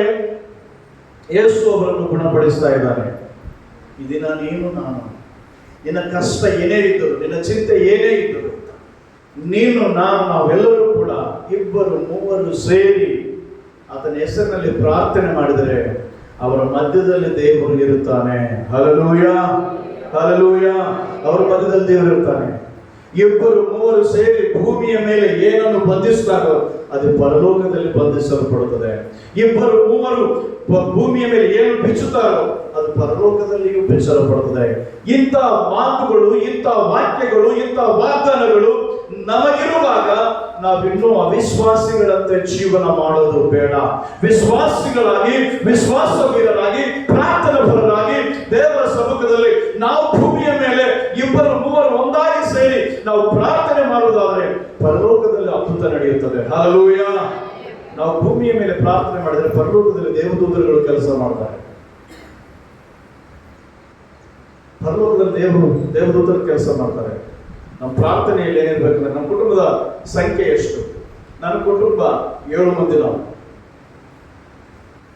ನನ್ನ ಮಗಳನ್ನ ಫಾಕ್ಸನ್ ಕಂಪನಿಯಲ್ಲಿ ಕಾಲೇಜ್ ಮುಖಾಂತರ ಅದು ಕಳಿಸಿದ್ರವರು. ನಾವು ಅದು ಬಿಟ್ಟು ಬಂದು ಹೋಗಿ ಆಯ್ತು 2 ತಿಂಗಳಲ್ಲಿ ಇರ್ತಾಳೆ. ಬಿಟ್ಟು ಬಂದ ಮೇಲೆ ದೇವರು ನನಗೆ ತೋರಿಸಿರುವಂಥ ಒಂದು ದರ್ಶನ, ನಿನ್ನ ಮಗಳನ್ನ ತೆಗೆದುಕೊಂಡು ಹೋಗಿ ಅರಣ್ಯದಲ್ಲಿ ನೀನು ಬಿಟ್ಟು ಬಂದಿದೀಯ, ಆ ಅರಣ್ಯ ಪ್ರಾಂತ, ನೀನು ಇಲ್ಲಿದೀಯಾ, ಅಲ್ಲಿ ನಿನ್ನ ಮಗಳು, ನೀನಿಲ್ಲಿ. ನಾನು ದೇವರನ್ನ ಕೇಳಿಕೊಂಡೆ, ಸ್ವಾಮಿ ನನ್ನ ಮಗಳು ಎಲ್ಲಿದ್ದರೂ ಕೂಡ, ನಾವಿಲ್ಲಿದ್ದರೂ ಕೂಡ, ನನ್ನ ಮಗಳು ಪ್ರಪಂಚದಲ್ಲಿ ಪ್ರಪಂಚದ 4 ದಿಕ್ಕುಗಳಲ್ಲಿ ಯಾವ ದಿಕ್ಕು ಬಿದ್ದರೂ ಕೂಡ ನನ್ನ ಮಗಳ ಬಳಿಯಲ್ಲಿ ನೀನು ನಿನ್ನ ದೂತನಿದ್ದರೆ ಸಾಕು. ಹಲ್ಲೆಲೂಯ. ಇಲ್ಲಿ ನಾವು 6 ಮಂದಿ ಇದ್ದೇವೆ. ನಮ್ಮ 6 ಮಂದಿ ಬಳಿಯಲ್ಲಿಯೂ ಕೂಡ ಆ 6 ಮಂದಿ ದೂತರಿರಬೇಕು. ಒಬ್ಬೊಬ್ಬರ ಹತ್ರ ಒಬ್ಬೊಬ್ಬ ದೂತನಿರಬೇಕು ನಮ್ಮ ಬಳಿಯಲ್ಲಿ. ಹಲ್ಲೆಲೂಯ, ಹಲ್ಲೆಲೂಯ, ಗಟ್ಟಿಯಾಗಿ ಹಲ್ಲೆಲೂಯ. ಸಭೆಯಲ್ಲಿ 200 ಮಂದಿ ಇದ್ರೆ 200 ದೂತರು ಇರಬೇಕು. ನಿಮ್ಮ ಬಳಿಯಲ್ಲಿ ಕೂಡ ನಿಮ್ಮೊಂದಿಗೆ ಒಬ್ಬೊಬ್ಬರ ಬಳಿಯಲ್ಲಿ ಒಬ್ಬೊಂದು ದೂತನ ಇರಬೇಕು ನಿಮ್ಮ ಬಳಿಯಲ್ಲಿ. ಆ ದೂತನನ್ನು ನಮ್ಮ ಬಳಿಗೆ ಕಳಿಸುವ ತನಕ ನಾವು ಪ್ರಾರ್ಥನೆ ಮಾಡಬೇಕು. ದೇವರೇ, ನಮ್ಮ ಬಳಿಯಲ್ಲಿ ನೀರು, ನನ್ನ ಬಳಿಯಲ್ಲಿ ನೀರು, ನಿನ್ನ ದೂತ ನನ್ನ ಬಳಿಯಲ್ಲಿ ಇರಬೇಕು. ಒಬ್ಬ ದೂತನು ಯುದ್ಧ ಮಾಡಿದ್ರೆ 1,80,000 ಜನ ಒಂದು ಕ್ಷಣದಲ್ಲಿ ಸಾಯ್ತಾರೆ. ಒಬ್ಬ ದೂತನು ತನ್ನ ಒರೆಯಲ್ಲಿ ಕೈ ಹಾಕಿ ತನ್ನ ಖಡ್ಗವನ್ನು ಹೊರಗಡೆ ತೆಗೆದು ಚಾಚಿದ್ರೆ 1,70,000 ಸತ್ತು ಹೋಗ್ತಾರೆ. ಅಂತ ದೂತನು ಒಬ್ಬನು ನಿನ್ನ ಬಳಿಯಲ್ಲಿ ಇದ್ರೆ ಸಾಕು. ಹಲ್ಲೆಲೂಯ. ಅಂತ ದೂತನು ಒಬ್ಬನು ನಿನ್ನ ಬಳಿಯಲ್ಲಿ ಇರಬೇಕು. ಸಭೆಗೆ ಸೇರಿ ಬಂದಿರುವಂತ ನೀನು, ನಾನು, ನಾವೆಲ್ಲರೂ ಕೂಡ, ನನ್ನ ಮಗನು ಚಿಕ್ಕವನು, ಅಲ್ಲೊಬ್ಬ ದೂತನನ್ನು ಇಡು ಸ್ವಾಮಿ. ಆತನ ಸಮ್ಮುಖದಲ್ಲಿ ದೂತರಿಗೆ ಕೊರತೆ ಇಲ್ಲ. ಕೋಟಾನುಗಟ್ಟಲೆ ದೂತರಿದ್ದಾರೆ. ಪ್ರಪಂಚದಲ್ಲಿ 800 ಜನಸಂಖ್ಯೆ ಅಷ್ಟೇ. ಪ್ರಪಂಚದಲ್ಲೆಲ್ಲ ಇರೋದು ಕೂಡ 800 ಜನಸಂಖ್ಯೆ, 800 ಕೋಟಿ. ಆತನ ಸಮ್ಮುಖದಲ್ಲಿ ಪರಲೋಕದಲ್ಲಿ ಕೋಟ್ಯಾನುಗಟ್ಟಲೆ, ಲಕ್ಷೋಪಾದಿ ಲಕ್ಷ ಕೋಟ್ಯಾನುಗಟ್ಟಲೆ ದೇವದೂತರುಗಳು ಆತನ ಸಮ್ಮುಖದಲ್ಲಿದ್ದಾರೆ. ಯಾರಿಗೆ ಸೇವೆ ಮಾಡುವುದಕ್ಕಾಗಿ? ನಿನಗೂ ನನಗೂ ಸೇವೆ ಮಾಡುವುದಕ್ಕಾಗಿ. ಹಲ್ಲೆಲೂಯ. ಆ ದೂತನು ನಿನ್ನ ಮುಂದೆ ಇದ್ರೆ, ಆ ದೂತನು ನಿನ್ನೊಂದಿಗಿದ್ರೆ ಏನನ್ನಾದರೂ ಕೂಡ ಮಾಡಲು ಶಕ್ತನು. ಹಲ್ಲೆಲೂಯ. ಅದಕ್ಕೆ ದೇವರಿಗೆ ಒಂದು ಹೆಸರು, ರಫಾಯೇಲನು. ಏನು? ರಫಾಯೇಲನು. ಗಾಬ್ರಿಯೇಲನು ಸಂದೇಶ ತರುವಾತನು, ಮಿಖಾಯೇಲನು ಯುದ್ಧ ಮಾಡುವವನು, ರಫಾಯೇಲನು ಎಂತ ಕಾಯಿಲೆ ಇದ್ರೂ ಕೂಡ ಗುಣಪಡಿಸುವಾತನು. ಹಲ್ಲೆಲೂಯ. ಆ ರಫಾಯೇಲನನ್ನು ನಾವು ನಮ್ಮ ಸಭೆಗೆ ಅಂಗೀಕರಿಸಿದರೆ, ಆಹ್ವಾನಿಸಿದರೆ, ನಮ್ಮ ಸಭೆಯಲ್ಲಿ ರೋಗಗಳಿರ್ತವ. ಆ ಮಿಖಾಯೇಲನು ನಮ್ಮ ಸಭೆಗೆ ಬಂದರೆ ಸೈತಾನ ನಿರ್ತಾನ ಇಲ್ಲಿ. ಆ ಗಾಬ್ರಿಯೇಲನು ನಮ್ಮ ಸಭೆಯಲ್ಲಿದ್ರೆ ಸಂದೇಶಗಳಿಗೆ ಕೊರತೆ ಇರ್ತದ. ಹಲ್ಲೆಲೂಯ. ಶುಭ ವರ್ತಮಾನಗಳಿಗೆ ಕೊರತೆ ಇರ್ತದ. ಅದಕ್ಕೆ ನಮ್ಮ ಸಭೆಯಲ್ಲಿ ಗಾಬ್ರಿಯೇಲನು ಇರಬೇಕು, ನಮ್ಮ ಸಭೆಯಲ್ಲಿ ಮಿಖಾಯೇಲನು ಇರಬೇಕು, ನಮ್ಮ ಸಭೆಯಲ್ಲಿ ರಫಾಯೇಲನು ಇರಬೇಕು. ಹಲ್ಲೆಲೂಯ. ಇವರು ಇರಬೇಕು. ಇವರ ಸಹಾಯ ನಮಗೆ ಬೇಕು. ಕಳಿಸುತ್ತೇವೆ ನಿನ್ನ ಸೇವಕರನ್ನು ನಮ್ಮ ಬಳಿಗೆ, ಕಳಿಸುತ್ತೇವೆ ಈ ಪ್ರಾಂತಕ್ಕೆ ನಿನ್ನ ಸೇವಕನನ್ನು. ಆಮೆನ್. ಹಲ್ಲೆಲೂಯ. ಈ ಹುಲಿಗೆ ಪ್ರಾಂತಕ್ಕೆ ಒಬ್ಬ ಸೇವಕನನ್ನು, ಒಬ್ಬ ದೇವದೂತನನ್ನು ಕಳಿಸು ಸ್ವಾಮಿ. ಅಪ್ಪ ಬಂದ್ರೆ ಎಷ್ಟು ಮಂದಿ ಇರ್ತಾರೆ ಇಲ್ಲಿ? ಈ ಹುಲಿಗೆ ಪ್ರಾಂತದಲ್ಲೆಲ್ಲ ಇವೆಲ್ಲ ಸೇರಿದ್ರೆ 1 ಲಕ್ಷ ಇದಾರ? ಇಲ್ಲ. ಇಷ್ಟು ಜನರನ್ನ ಜಯಿಸುವುದಕ್ಕಾಗಿ ನಮಗೆ ಬೇಕಾಗಿರುವಂತದ್ದು ನಮ್ಮ ಶಕ್ತಿ ಅಲ್ಲ, ದೇವರ ಶಕ್ತಿ. ಹಲ್ಲೆಲೂಯ. ಇಷ್ಟು ಮಂದಿನ ನಾವು ಗೆದ್ದುಕೊಳ್ಳುವುದಕ್ಕೆ ಬೇಕು ಮಿಖಾಯೇಲನ ಸಹಾಯ, ಗಾಬ್ರಿಯೇಲನ ಸಹಾಯ, ರಫಾಯೇಲನ ಸಹಾಯ. ಈ ಮೂವರು ಈ ಪ್ರಾಂತದಲ್ಲಿ ಕೆಲಸ ಮಾಡಿದ್ರೆ, ಆ ಮೂವರು ನಮ್ಮ ಸಭೆಯ ಮಧ್ಯದಲ್ಲಿ ಅವರು ಸಂಚರಿಸಿದರೆ, ಹಲ್ಲೆಲೂಯ, ನಿನ್ನ ಬೆಳಕಿಗೆ ಜನಾಂಗಗಳು ಹೊರೆಯಾಗುತ್ತಾರೆ. ನಿನ್ನ ಬೆಳಕಿಗೆ ಜನಾಂಗಗಳು ಬರ್ತಾರೆ. ಅದಕ್ಕೆ ಪ್ರತಿಯೊಬ್ಬರು ಕೂಡ ನನ್ನ ಪ್ರಾರ್ಥನೆ ಅದಾಗಿರ್ತದೆ, ನನ್ನ ಅನುಭವ, ಆದ್ರೆ ನನ್ನ ಅನುಭವನೇ ನಿಮ್ಮೆಲ್ಲರಿಗೆ ಬರ್ಬೇಕಂತಂದ್ರೆ ನಾನು ಅನ್ಕೊಳ್ಳಲ್ಲ. ದೇವರು ಒಬ್ಬೊಬ್ಬರಿಗೆ ಒಂದೊಂದು ತಲಾಂತು, ಒಬ್ಬೊಬ್ಬರಿಗೆ ಒಂದೊಂದು ಅನುಭವ ಕೊಡ್ತಾನೆ. ನಾವು ಸಾಕ್ಷಿ ಹೇಳಲಿಕ್ಕೆ ನಿಂತ್ರೆ ನನ್ನ ಸಾಕ್ಷಿ ಒಂದು ವಿಧವಾಗಿರ್ತದೆ, ದೇವರು ನನ್ನ ಜೀವನದಲ್ಲಿ ಮಾಡಿರುವಂಥದ್ದು. ನೀವು ಸಾಕ್ಷಿ ಹೇಳಿದ್ರೆ ನಿಮ್ಮ ಜೀವನದಲ್ಲಿ ದೇವರು ಮಾಡಿರುವಂತಹ ಅದ್ಭುತವನ್ನು ನೀವು ಕೂಡ ಒಂದೊಂದು ವಿಧವಾಗಿ ಹೇಳ್ತೀರಿ. ಒಬ್ಬೊಬ್ಬರ ಅನುಭವ ಒಂದೊಂದು ರೀತಿಯಾಗಿರ್ತದೆ, ಅದು ಆಶ್ಚರ್ಯಕರವಾಗಿರುತ್ತದೆ. ಅದನ್ನು ನಾವು ನಂಬಬೇಕು. ಹಲ್ಲೆಲೂಯಾ, ಅದನ್ನು ನಂಬಬೇಕು. ಇದಕ್ಕಾಗಿ ಕರ್ತನಲ್ಲಿ ಪ್ರೇರೆ ತೊದಲುಳ್ಳವನು ನೋಡ್ರಿ, ಈತನು ಯಾರು ಕುರಿ ಕಾಯ್ತಾ ಇದ್ದಾನೆ, ಕುರಿ ಕಾಯ್ತಾ ಇದ್ದಾನೆ. ಐಗುಪ್ತಿಲ ಸಕಲ ವಿದ್ಯೆಯೆಂದನು, ಸಕಲ ಕಾರ್ಯಗಳೆಂದನು ఎలాంటి వాడేనో, ఎలాంటి వాడండి? ಪ್ರವೀಣ್ಯನು. ಸಕಲ ವಿದ್ಯೆಗಳಲ್ಲಿ, ಮಾತುಗಳಲ್ಲಿ ಈತನು ಪ್ರವೀಣನಾಗಿದ್ದನು. ಆದ್ರೂ ಕೂಡ ದೇವರು ಮುಂದೆ ಹೇಳ್ತಾರೆ, ನನಗೆ ಗೊತ್ತಿಲ್ಲಪ್ಪ ಇವೆಲ್ಲ, ಇಷ್ಟು ರಿಸ್ಕ್ ತೆಗೆದುಕೊಳ್ಳುವಂತ ಶಕ್ತಿ ನನ್ನಲ್ಲಿರಲ್ಲ, ಇಲ್ಲ. ಅಷ್ಟು ಜನಾಂಗವನ್ನು ಅಲ್ಲಿಂದ ಬಿಡುಗಡೆ ಮಾಡಿಕೊಂಡು ಬರೋದು ನನ್ನಿಂದಲ್ಲ. ಯಾಕಂದ್ರೆ ಅಲ್ಲಿ ಒಬ್ಬ ಐಗುಪ್ತನನ್ನು ಆಲ್ರೆಡಿ ನಾನು ಏನ್ ಮಾಡಿ ಬಂದಿದ್ದೀನಿ, ಕೊಲೆ ಮಾಡಿ ಬಂದ್ಬಿಟ್ಟಿದ್ದೀನಿ. ಈಗ ಹೋದ್ರೆ ಅವನು ಬಿಡ್ತಾನ, ಸಾಯಿಸ್ತಾನೆ. ಅದಕ್ಕೆ ನಾನು ಹೋಗಲ್ಲ. ಅಲ್ಲಿ ಭಯ ಪಡ್ತಾ ಇದ್ದಾನೆ, ಅಲ್ಲಿ ಆ ವಿಷಯದಲ್ಲಿ ಭಯ ಪಡ್ತಾ ಇದ್ದಾನೆ. ನಾನು ಕೊಲೆಗಾರನು, ಹಿಂತಿರುಗಿ ಹೋದ್ರೆ ನನ್ನನ್ನು ಸಾಯಿಸ್ತಾರೆ, ನಾನು ಹೋಗಲ್ಲ. ದೇವರು ಹೇಳ್ತಾನೆ, ನೀನು ಎಲ್ಲಿ ಇರಬೇಕಂದ್ರೆ ಜನರ ಎದುರಿನಲ್ಲಿ ನಿಲ್ಲಬಾರದು. ನೀನು ಯಾರನ್ನ ಕೊಲೆ ಮಾಡಿದೀವೋ ಆ ಕುಟುಂಬ ಬಗ್ಗೆ ನೀನು ಹೋಗಬಾರ್ದು. ನೀನು ಡೈರೆಕ್ಟ್ ಎಲ್ಲಿ ಹೋಗ್ಬೇಕಂದ್ರೆ ಫರೋಹನ ಎದುರಿನಲ್ಲಿ ಹೋಗಿ ನಿಲ್ಲಬೇಕು. ಫರೋಹನ ಮನೆಗೆ ಹೋಗ್ಬೇಕು. ಅಲ್ಲಿ ಹೋಗಿ ಅವನೊಂದಿಗೆ ಮಾತನಾಡ್ಬೇಕು. ನೀನು ಇಸ್ರಾಯೇಲರೊಂದಿಗೆ ಮಾತಾಡೋದು ಬೇಡ. ನೀನು ಯಾರ ಮನೆಯಲ್ಲಿ ಯಾವನನ್ನು ಕೊಲೆ ಮಾಡಿ ಬಂದಿಯೋ ಅವರೊಂದಿಗೆ ಸಮಾಧಾನ ಮಾಡ್ಲಿಕ್ಕೆ ಅಲ್ಲ ನಾನು ಕಳಿಸ್ತಾ ಇರೋದು. ನಾನು ನಿನ್ನ ಮೂಲಕ ಅನೇಕ ಅದ್ಭುತ ಕಾರ್ಯಗಳನ್ನು ಮಾಡ್ತೇನೆ, ನಿನ್ನ ಮೂಲಕ ಅನೇಕ ಆಶ್ಚರ್ಯ ಕಾರ್ಯಗಳನ್ನು ಮಾಡ್ತೇನೆ, ನಿನ್ನ ಮೂಲಕ ಫರೋಹನಿಗೆ ಬುದ್ಧಿ ಬರುವಂತೆ ಮಾಡ್ತೇನೆ, ಹೋಗು ನೀನು ಎಂದು ಹೇಳಿದಾಗ ಎಷ್ಟು ಇದು ಮಾಡ್ತಂದ್ರಿ. ನಾನು ಹೋಗಲ್ಲ ಅಂತ. ಅದು ದೇವರು ಬಿಡ್ಲೇ ಇಲ್ಲ, ನೀನು ಹೋಗ್ಲೇಬೇಕು. ತಗೋ, ಕೋಲನ್ನು ಕೆಳಗಡೆ ಹಾಕು. ಕೆಳಗಡೆ ಹಾಕಿದ ತಕ್ಷಣ ಏನಾಯ್ತು? ಸರ್ಪವಾಯ್ತು. ಆ ಕೋಲನ್ನು ನಿನ್ನ ಕೈ ಇಟ್ಕೋ. ಕೈ ಇಟ್ಕೊಂಡ ತಕ್ಷಣ ಏನಾಯ್ತು? ಆ ಭಾಗವೆಲ್ಲ ಬಿಡ್ಕೊಂಡು. ಏನಿದೆಲ್ಲ ಆಶ್ಚರ್ಯ. ಮುಂದೆ ಹೋಗು, ಜನರ ವಿಷಯಗಳನ್ನು ಮಾಡ್ತೇನೆ. ಕೋಲನ್ನು ನೀರಿನಲ್ಲಿಡು. ರಕ್ತವಾಯ್ತು, ನೀರೆಲ್ಲ ರಕ್ತವಾಯ್ತು. ಇವೆಲ್ಲ ನೋಡಿದಾಗ ನಂಬಿ ಈಗ ಐಗುಪ್ತ ದೇಶಕ್ಕೆ ಹೋಗ್ತರು. ಐಗುಪ್ತ ದೇಶದಲ್ಲಿ 10 ಅದ್ಭುತಗಳನ್ನು ಮಾಡಿ ಫರೋಹನಿಗೆ ಸರಿಯಾದ ಬುದ್ಧಿ ಕಲಿಸಿ ಧೈರ್ಯಸ್ಥನಾಗಿ ಇಸ್ರಾಯೇಲರನ್ನು ಕರ್ಕೊಂಡು ಬರ್ತಾ ಇದ್ದಾನೆ. ಹಲ್ಲೆಲೂಯಾ. ಆ ರೀತಿಯಾಗಿ ಫರೋಹನು ಸೈತಾನನಿಗೆ ಹೋಲಿಕೆಯಾಗಿದ್ದಾನೆ. ಡೈರೆಕ್ಟ್ ನಾವು ಸೈತಾನನನ್ನ ಟಾರ್ಗೆಟ್ ಮಾಡಿಕೊಂಡು ಪ್ರಾರ್ಥನೆ ಮಾಡಬೇಕು. ಸೈತಾನನ ತಲೆಯನ್ನು ಜಜ್ಜಿದ ದೇವರು, ಸೈತಾನನನ್ನು ಸೋಲಿಸಿದ ದೇವರು, ಸೈತಾನನನ್ನು ತುಳಿದು ಹಾಕಿರುವ ದೇವರು. ಆ ದೇವರು ಹೇಳ್ತಾ ಇದ್ದಾನೆ, ಅವನ ಮುಂದೆ ಡೈರೆಕ್ಟ್ ಆಗಿ ಹೋಗಿ ನಿಂತು, ಈ ಜನರು, ನಿನ್ನ ಬಂಧನದಲ್ಲಿರುವಂತಹ ಜನರೆಲ್ಲರೂ ಕೂಡ ಯೇಸು ಕ್ರಿಸ್ತನ ಮಕ್ಕಳು, ಅವರನ್ನ ಬಿಟ್ಟು ಬಿಡಂತೆಂದು ಹೇಳಬೇಕು. ಆ ಜನಾಂಗದ ಮೇಲೆ ನಿನಗೆ ಅಧಿಕಾರವಿಲ್ಲ, ಸೈತಾನನೇ ಬಿಟ್ಟು ಹೋಗಿ ಆಜ್ಞಾಪಿಸಬೇಕಷ್ಟೇ. ಹಲ್ಲೆಲೂಯಾ.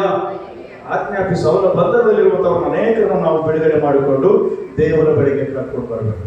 ಸೈತಾನನನ್ನೇ ಕೆಳಗಡೆ ಮೇಲ್ಗಡೆ ಮಾಡುವಂತ ಶಕ್ತಿ ದೇವರು ನಿನ್ನಲ್ಲಿ ಇಟ್ಟಿದ್ದಾನೆ.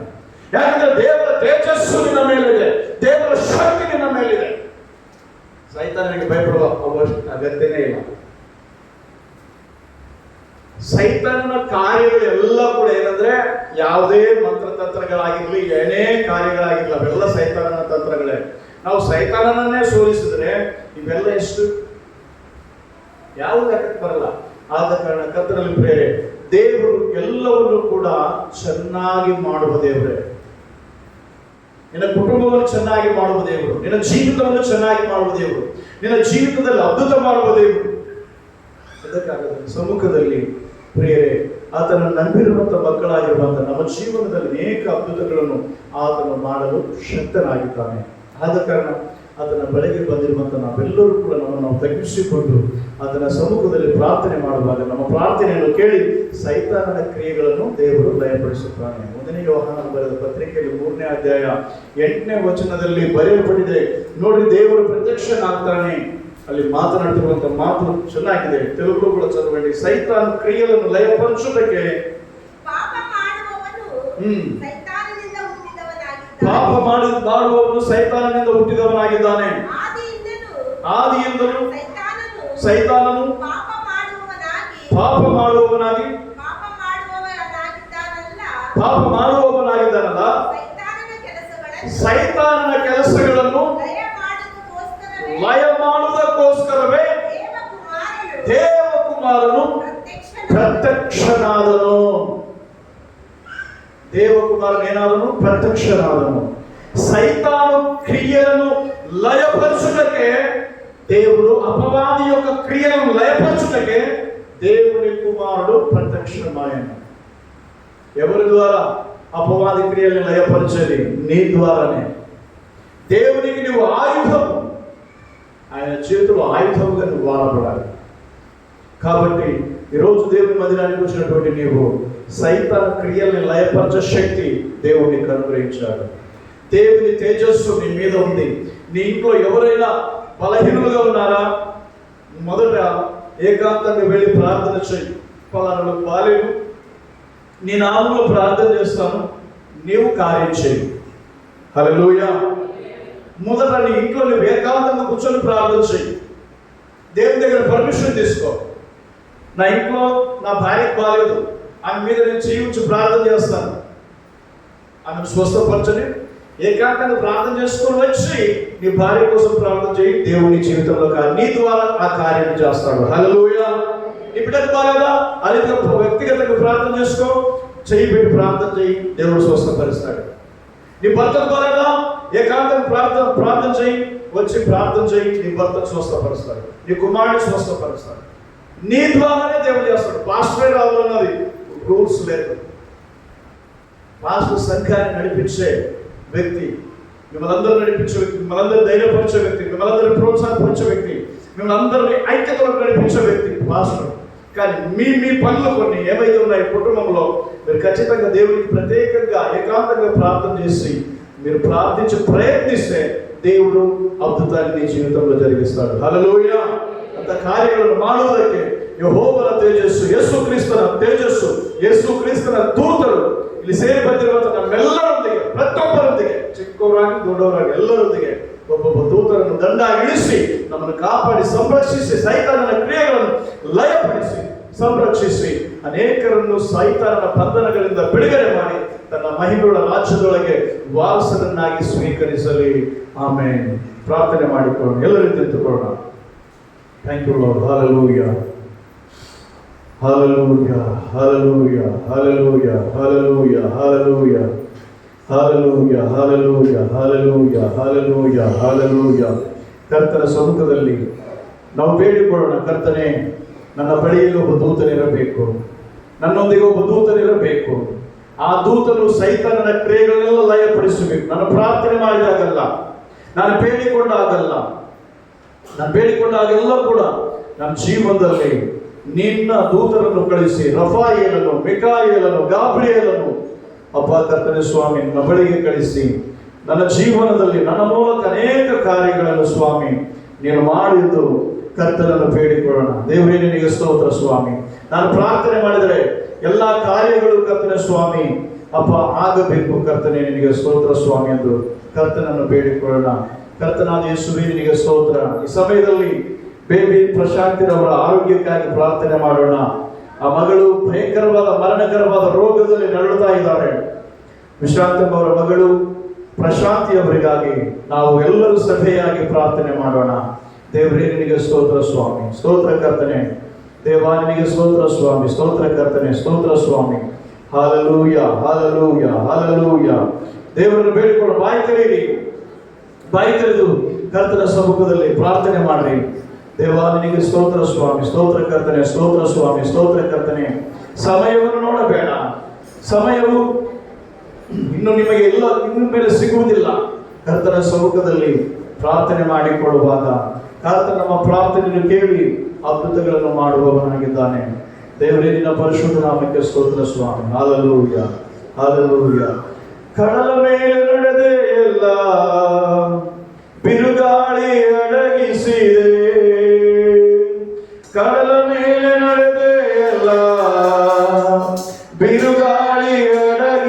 ಜಯಿಸಿದೆ,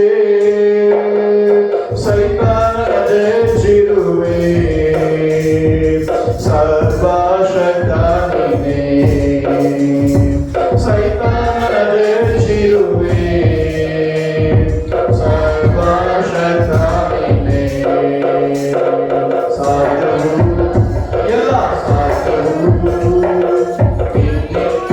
ಎಲ್ಲ ಸಾಧ್ಯ.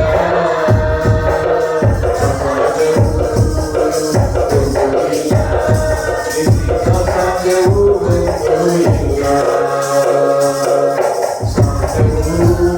ಎಲ್ಲ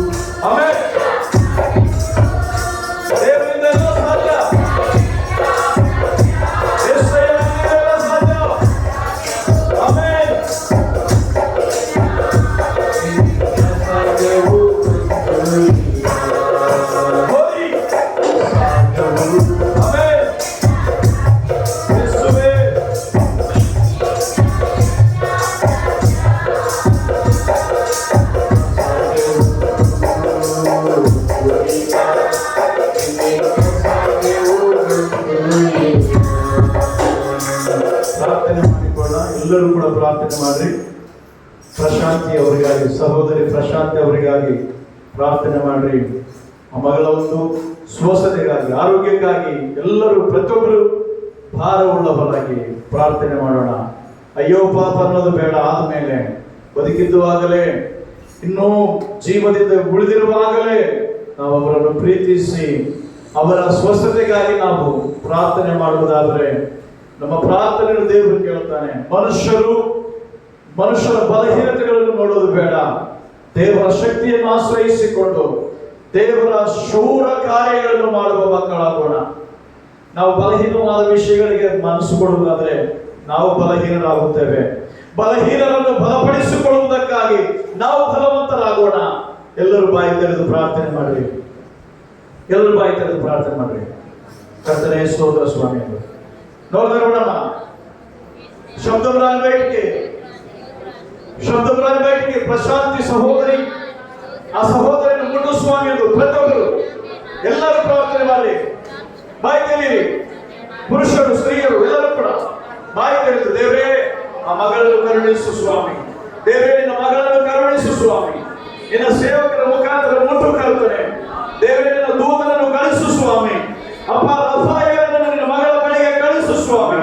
ನಿನ್ನ ಮಗಳು ಪ್ರಶಾಂತಿಯವರ ಬಳಿಗೆ ರಫಾಯಲನೇ ಯೇಸುವಿನ ನಾಮದಲ್ಲಿ ಇಳಿದು ಬಂದು ಆ ಮಗಳನ್ನು ಮುಟ್ಟು ಸ್ವಸ್ಥಪಡಿಸು.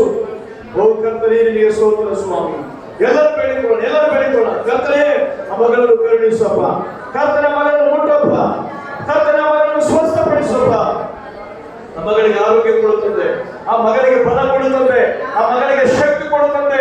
ಆ ಮಗಳ ಜೀವನದಲ್ಲಿ ಜೀವವನ್ನು ಸಮೃದ್ಧಿಯಾಗಿ ಕೊಡು. ಆ ಮರಣದ ಆತ್ಮವು, ಆ ಮರಣದ ಕಾಯಿಲೆ ಯೇಸುವಿನ ನಾಮದಲ್ಲಿ ಶಾಪಿಸಲ್ಪಡಲಿ. ಅದು ಯೇಸುವಿನ ನಾಮದ ಮಗಳನ್ನು ಬಿಟ್ಟು ಹೋಗಲಿ. ಆ ಮಗಳಿಗೆ ಜೀವವು ಸಮೃದ್ಧಿ ತುಂಬಲಿ, ಸ್ವಸ್ಥತೆ ಬರಲಿ. ಕರ್ತನಾದ ಯೇಸುವೇ, ನಿನಗೆ ಸ್ತೋತ್ರ ಸಲ್ಲಿಸುತ್ತೇನೆ. ಅಪ್ಪ, ನಿನ್ನ ವಾಕ್ಯವನ್ನು ಕರ್ತನೆ ಸ್ವಾಮಿ. ಅಪ್ಪ ಕರ್ತನೆ ಸ್ವಾಮಿ, ನಮಗೆ ಅನುಗ್ರಹಿಸಿದ್ದಕ್ಕಾಗಿ ಸ್ತೋತ್ರ. ದೇವ, ನಿನ್ನ ಚಿತ್ತದಂತೆ ನಮ್ಮೆಲ್ಲರನ್ನು ಬಲಪಡಿಸಿ ಇಲ್ಲಿ ಸೇರಿ ಬಂದಿರುವಂತಹ ಪ್ರತಿಯೊಬ್ಬರೊಂದಿಗೆ ಒಬ್ಬ ದೂತರು ಕರ್ತನೆ ಸ್ವಾಮಿ ಇರಲಿ. ಅವರ ಜೀವನದಲ್ಲಿ ಅದ್ಭುತ ಮಾಡಲಿ. ಅವರನ್ನು ಕರ್ತನೆ ಸ್ವಾಮಿ ಲೋಕಕ್ಕೆ ಕರ್ತನೆ ಸ್ವಾಮಿ ಲೋಕದ ಅನುಸಾರವಾಗಿ ನಡೆದುಕೊಳ್ಳದಂತೆ ಅಪ್ಪ ನಿನ್ನ ಹತೋಟಿಗೆ ತೆಗೆದುಕೊಂಡು ನಿನ್ನ ಚಿತ್ತದಿಂದ ಬಲಪಡಿಸಿ ನಡೆಸು. ಇನ್ನು ಕರ್ತನೆ ಸ್ವಾಮಿ ಸಭೆಯಲ್ಲಿ ಅಪ್ಪ ನಿನ್ನ ಮಗನ ಪ್ರಭು ಅರಾಮದ ಕರ್ತನೆ ಆ ಮಗನನ್ನು ಸ್ವಸ್ಥಪಡಿಸು. ಅಪ್ಪ ನಿನಗೆ ಸ್ತೋತ್ರ. ಸಹೋದರಿ ಕರ್ತನೆ ಸ್ವಾಮಿ ಬಾಲಭೈಯವರನ್ನು ಮುಟ್ಟಿ ಗುಣಪಡಿಸು, ಸರ್ವಜವರನ್ನು ಗುಣಪಡಿಸು. ಯೇಸುವಿನ ನಾಮದಲ್ಲಿ ನನ್ನ ಮಗನ ವಾಣಿಮನವರನ್ನು ಮುಟ್ಟಿ ಆ ಮಗನ ಒಂದು ನಡುವಿನ ಭಾಗವನ್ನು ಅಪ್ಪ ನಿನ್ನ ಮುಟ್ಟಿ ಕರ್ತನೆ ಗುಣಪಡಿಸು. ಆ ನಡುವಿನ ಭಾಗದಲ್ಲಿ ಇರುವಂತ ದುಷ್ಟನ ಕಾರ್ಯಗಳನ್ನು ಯೇಸುವಿನ ನಾಮದಲ್ಲಿ ಪ್ರಾರ್ಥಿಸುತ್ತೇವೆ. ರಫಾಯೇಲನು ಬಂದ ಮಗನನ್ನು ಮುಟ್ಟಿ ಗುಣಪಡಿಸಲಿ. ನಿನ್ನ ಹಸ್ತ ಸ್ಪರ್ಶಕ್ಕೂ ಆ ಮಗಳನ್ನು ಮುಟ್ಟಲಿ ಸ್ವಾಮಿ, ಸ್ವಸ್ಥಪಡಿಸು. ಇನ್ನೊಂದು ಸಭೆಯಲ್ಲಿ ಅಪ್ಪ ಯಾರ್ಯಾರು ಕರ್ತನೆ ಸ್ವಾಮಿ ಅನಾರೋಗ್ಯದಲ್ಲಿದ್ದಾರೋ ಅವರೆಲ್ಲರನ್ನು ಮುಟ್ಟಿ ಗುಣಪಡಿಸಿ, ಸ್ವಸ್ಥಪಡಿಸಿ, ಬಲಪಡಿಸಿ, ಆಶೀರ್ವದಿಸಿ, ಆರೋಗ್ಯಕರವಾಗಿ ಕಾಪಾಡಬೇಕೆಂದು ಯೇಸು ಕ್ರಿಸ್ತನ ಪರಿಶುದ್ಧ ನಾಮದಲ್ಲಿ ನಮಗಳು ವೃತ್ತಗಳನ್ನು ಕೂಡ ಕರ್ತನೆ ಸಂಪೂರ್ಣವಾಗಿ ಸ್ವಸ್ಥಪಡಿಸು. ದೇವರೇ ಸ್ವಾಮಿ, ಸಭೆಯಲ್ಲಿರುವಂತ ಕರ್ತನೆ ಸ್ವಾಮಿ ಅಪ್ಪ ಕರ್ತನೆ ಗರ್ಭಫಲ ಇಲ್ಲದ ಮಕ್ಕಳನ್ನು ಕೂಡ ಕರ್ತನೆ ಮುಟ್ಟಿ ಅಪ್ಪ ಅವರಿಗೆ ಗರ್ಭಫಲಗಳನ್ನು ದಯಪಾಲಿಸಿ ಅಪ್ಪ ಕರ್ತನೆ ಸ್ವಾಮಿ ಎಲ್ಲರ ವಿಷಯದಲ್ಲಿ ಎಲ್ಲರ ಜೀವನದಲ್ಲಿ ಅದ್ಭುತ ಮಾಡಿ ಮಹಿಮೆ ಯೇಸುವಿನ ನಾಮದಲ್ಲಿ ಬೇಡಿಕೊಳ್ಳುತ್ತೇನೆ ತಂದೆ. ಆಮೇಲೆ ಕೂತ್ಕೊಳ್ಳೋಣ.